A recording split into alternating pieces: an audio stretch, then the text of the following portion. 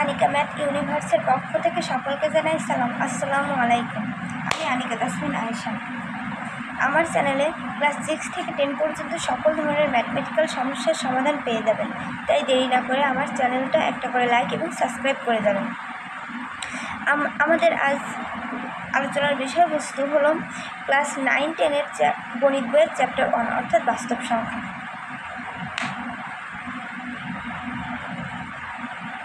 আমরা আজ বাস্তব সংখ্যা নিয়ে আলোচনা করব।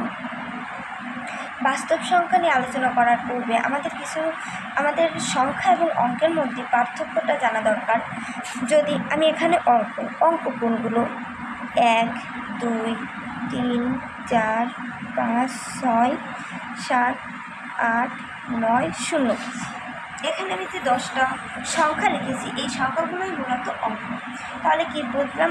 1, 2 প্রত্যেকটা আলাদা আলাদাভাবে অঙ্ক। এখন সংখ্যা কোনগুলো? 11, 12, 21, 1, 2, 3 ... এখানে আমি দেখতে পাচ্ছি 11 একটা সংখ্যা, 12 একটি সংখ্যা, 21 একটা সংখ্যা, 1 একটা সংখ্যা, 2 একটা সংখ্যা, 3 একটা সংখ্যা, এরকম চলতেই থাকবে।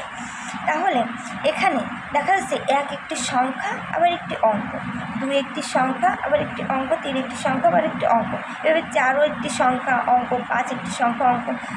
কিন্তু এখানে যে 11, 12, 21 এগুলো যে লিখলাম এগুলো কি এক একটা অঙ্ক? না, এগুলো কিন্তু এক একটা অঙ্ক নয়, এগুলো এক একটা সংখ্যা। এই সংখ্যাতে 2টা অঙ্ক রয়েছে, একটা হলো 1 আর একটা হলো 2। এখন আমি যদি আরেকটা সংখ্যা লিখি 380, এখানে কয়টা অঙ্ক রয়েছে? এখানে 3টা অঙ্ক রয়েছে, একটা হলো 3, 8, 0। তাহলে বুঝতে পারছি যে সকল অঙ্কই সংখ্যা, কিন্তু সকল সংখ্যাই অঙ্ক নয়। কীভাবে সকল অঙ্কই সংখ্যা? যেমন এখানে 1, 2, 3, 4, 5 এই যে সংখ্যাগুলো লিখেছিলাম এগুলো সংখ্যা, আবার এক একটি অঙ্ক। কিন্তু নিচে যে সংখ্যাগুলো লিখেছি এখানে কিন্তু কোনো 11 একটি অঙ্ক নয়, এখানে 11 একটি সংখ্যায় 11-এর মধ্যে 2টি অঙ্ক রয়েছে, অর্থাৎ 11 একটি 2 অঙ্কের সংখ্যা এবং 380 একটি 3 অঙ্কের সংখ্যা। এখন আমরা বাস্তব সংখ্যায় চলে যাব। তার আগে বলে নিই, সংখ্যা মূলত 2 প্রকার, একটি হলো বাস্তব সংখ্যা আর একটি হলো অবাস্তব সংখ্যা। আমাদের অবাস্তব সংখ্যা নিয়ে আলোচনা নেই, এই জন্য শুধুমাত্র বাস্তব সংখ্যা নিয়েই আলোচনা করব।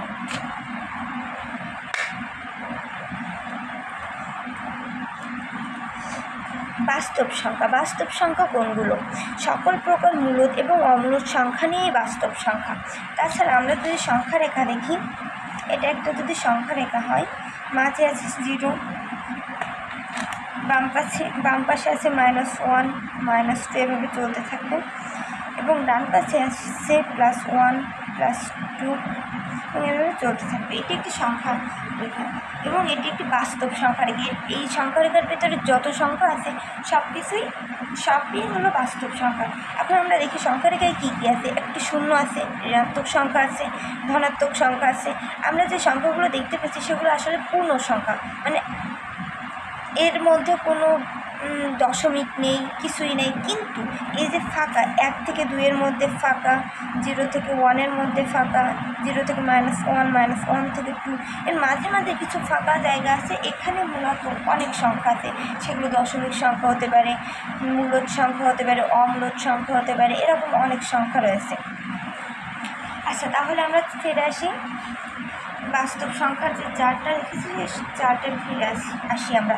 বাস্তব সংখ্যা মূলত মূলদ সংখ্যা এবং অমূলদ সংখ্যা দিয়ে গঠিত। তাহলে বুঝতেই পারছি সংখ্যা রেখায় যে সংখ্যাগুলো আছে সেগুলো 2 প্রকার, একটি হলো মূলদ সংখ্যা আর একটি হলো অমূলদ সংখ্যা। এখন মূলদ সংখ্যার ভেতরে আসি। মূলদ সংখ্যা মূলত 2 প্রকার, একটি হলো পূর্ণ সংখ্যা আর একটি হলো ভগ্নাংশ সংখ্যা। এখন আমরা সংখ্যা রেখার দিকে খেয়াল করি।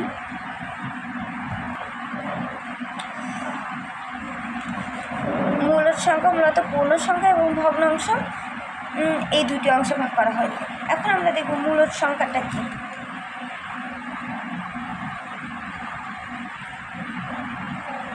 মূলদ সংখ্যা যে সকল সংখ্যাকে p/q আকারে প্রকাশ করা যায় সে সকল সংখ্যাই হলো মূলদ সংখ্যা। এখন আমি যদি একটা সংখ্যা চিন্তা করি, 3 একটি সংখ্যা, 5 একটি সংখ্যা, 3/4 একটি সংখ্যা, এগুলো এক একটি সংখ্যা। এখন এই সংখ্যাগুলো মূলদ সংখ্যা হবে কিনা, 3কে আমরা কি p/q আকারে প্রকাশ করতে পারি, 3/1। আমরা জানি নিচে কিছু নেই মানে 1 আছে, তাহলে আমরা p/q আকারে প্রকাশ করতে পারছি। 5কে কি p/q আকারে প্রকাশ করতে পারি, হ্যাঁ পারি। তাহলে 5কেও আমরা p/q আকারে প্রকাশ করতে পারি। এখানে 4/3 এটা কিন্তু p/q আকারেই আছে, তাহলে এটাও আমরা p/q আকার বলতে পারি। তাহলে এই সবগুলো কি এক একটা মূলদ সংখ্যা। এখন আমি যদি একটা দশমিক সংখ্যাকে চিন্তা করি, 1.5,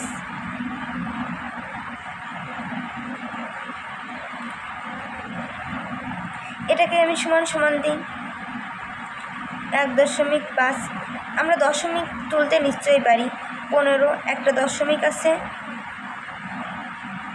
বলে 1 এবং একটা দশমিকের পরে একটা সংখ্যা আছে, এই জন্য একটা 0।